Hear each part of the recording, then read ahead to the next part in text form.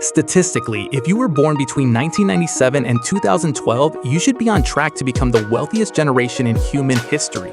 You have inherited a world of infinite digital leverage. You have free, instant access to the sum of all human knowledge. You have software that can write code, draft legal documents, and design logos in seconds. You have the ability to reach a global audience of 4 billion people from a device that fits in your pocket while you sit on the toilet. In the history of our species, no group of young adults has ever held this much raw power. Yeah, if you look at the actual data, the reality is a disaster. Almost nobody in this generation feels like they are getting ahead. Savings accounts are hollowed out, credit card debt is hitting record highs. The dream of buying a home has drifted from a difficult milestone to a running joke. This is the leverage paradox. You are a digital god who cannot afford rent. When older generations look at this, they give the same lazy answers. They tell you to stop buying avocado toast. They tell you to cancel your Netflix subscription. They tell you that you just lack discipline. But this completely misses the point. It assumes your empty wallet is a personal failure of willpower. It is not. Your empty wallet is the result of a highly engineered trillion-dollar system designed to mine your attention and convert it into debt before your brain even registers a transaction. You are not losing because you are weak. You are playing a game against a supercomputer that knows exactly how your brain works, and you are trying to fight it with a willpower battery that is constantly running on empty. To see how the trap works, we have to look at the daily routine of two identical people, Jordan and Sam. They have the same job, earn the exact same salary, and live in the exact same city. At 10:30 a.m., they go out for coffee. Jordan walks up to the register, pulls out his phone, and taps the screen. The transaction is over. This tap-to-pay mechanism is a masterpiece of behavioral psychology. For thousands of years, spending money was a physical, painful event. You had to open a physical wallet, count out paper bills, and physically watch those bills leave your hand. Your brain registered this as a loss. In psychology, this is called the pain of paying. It acted as a natural brake on your spending. Tap to Pay completely removes this pain. By eliminating the physical cash and the card swipe, the transaction becomes frictionless. Your brain doesn't register that you have lost anything. You didn't give away money, you just waved your magic glass rectangle at a terminal. Later that afternoon, Jordan scrolls through his phone and sees an ad for a jacket. It costs $60. Jordan hesitates, but then he sees the magic words, or 4 easy payments of $15. This is buy now, pay later, and it is the fastest growing form of consumer debt in the world. It exploits a cognitive bias called hyperbolic discounting. Your brain is naturally terrible at valuing future costs. When you see $60, your brain says, that's a lot of money. When you see $15, your brain says, that's basically free. By dividing the cost into 4 small numbers, the app bypasses your rational thinking. But it gets worse. Look at the interface of these shopping and investing apps. They are no longer designed like banks. They're designed like mobile video games. They use vibrant neon color palettes, micro animations, and street counters. When you buy something, digital confetti literally falls down your screen. This is the gamification of debt. UI and UX designers realized that if they could turn spending money into a game, they could trigger the same dopamine pathways that keep people hooked on slot machines. Now look at Sam. Sam orders the same coffee and sees the same jacket. But Sam has engineered friction back into his life. He has deleted his saved credit card details from his browser. He has turned off autofill. He has unlinked his bank account from his phone. If Sam wants to buy that jacket, he has to walk to the other room, walk to his physical wallet, copy 16 digits manually, and type them in. Because of that small, annoying barrier, Sam's brain has time to wake up. Jordan spends $60 in one tap. Sam decides the jacket isn't worth the walk. The frictionless spending tools are only the back end of the trap. The front end is much more dangerous. It is the attention mining industry. For 99% of human history, your peer group was tiny. You compared your lifestyle to the 10 families on your street. If Bob got a slightly better horse, you felt a little bit of envy, but it was manageable. You bought a horse or you didn't, and you got on with your life. Lifestyle inflation used to spread slowly, street by street, neighborhood by neighborhood. Today, the peer group is the entire planet. When you open your phone, you aren't comparing your lifestyle to your neighbor Bob. You're comparing your average boring Tuesday to the highly curated, filtered, and optimized highlight reels of the top 0.1% of humanity.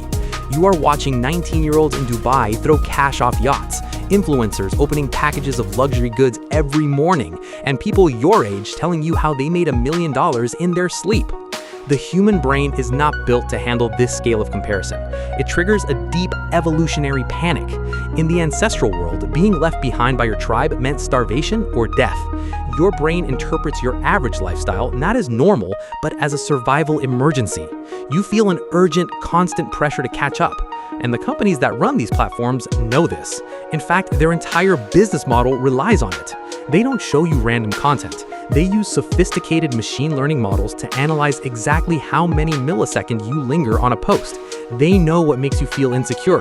They know when you are bored, when you are tired, and when you are lonely.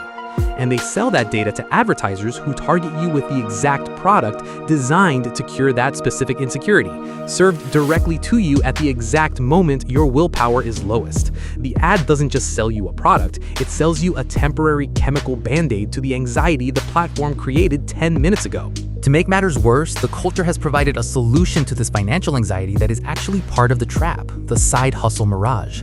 Every day you are told that if you are broke, it is because you aren't hustling hard enough. You are told to spend your evenings dropshipping, trading crypto, launching affiliate marketing sites, or building faceless channels. The internet is flooded with gurus promising that financial freedom is just one course or one software subscription away. But if you look closely at this side hustle economy, you realize the math doesn't work. The vast majority of people chasing these digital mirages do not make money. Instead, they spend money.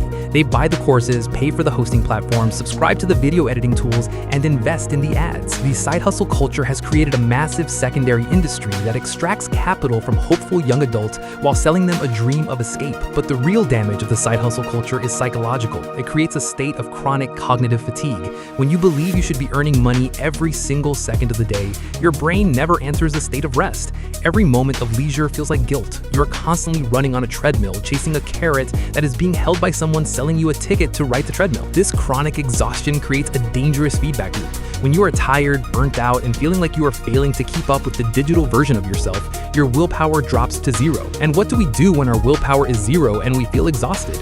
We seek quick, legal, socially acceptable painkillers. We buy things. We order food we don't need, buy clothes we don't wear, and subscribe to services we don't use.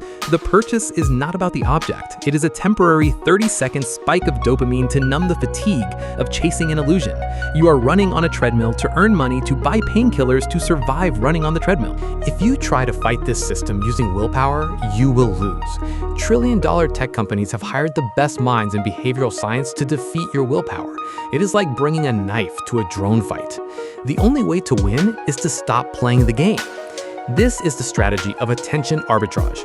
In the modern economy, attention is the ultimate commodity. It is the raw material that every platform, advertiser, and fintech app is fighting to extract from you. If they can control your attention, they can control your spending. This means that reclaiming your focus is not just a self-care tip, it is a high-yield financial decision. When you decide, on purpose, to disconnect your attention from the feed, you are performing an arbitrage. You are keeping the raw material for yourself. Look at Sam. Sam didn't build a stronger brain than Jordan. He just realized that his attention was too valuable to give away for free. He deleted the shopping apps. He turned off the notifications. He removed his credit cards from autofill. He set a rule that he must wait 24 hours before buying anything. By doing this, Sam did not become a monk. He just forced his brain to drop out of the dopamine casino. When you wait 24 hours, the emotional urgency created by the algorithm dissolves, the dopamine spike fades, and your rational brain finally gets enough time to ask the only question that matters. Do I actually want this, or was I just tired? Most of the time, the answer is that you were just tired. Reclaiming your wealth doesn't require a massive economic shift or a stroke of luck. It requires you to stop letting companies spend your dopamine before you have even earned the cash. It requires you to notice the moment of extraction, insert the friction, and take your focus back. Staying broke in the modern world is not a personal failure. It is an engineered default setting. The apps, the feeds, the frictionless terminals, and the side hustle myths are all coordinated to keep you on a treadmill, consuming your focus and leaving you with the receipt of a feeling you already used up. But you don't have to play. The biggest cheat code in this economy is simple.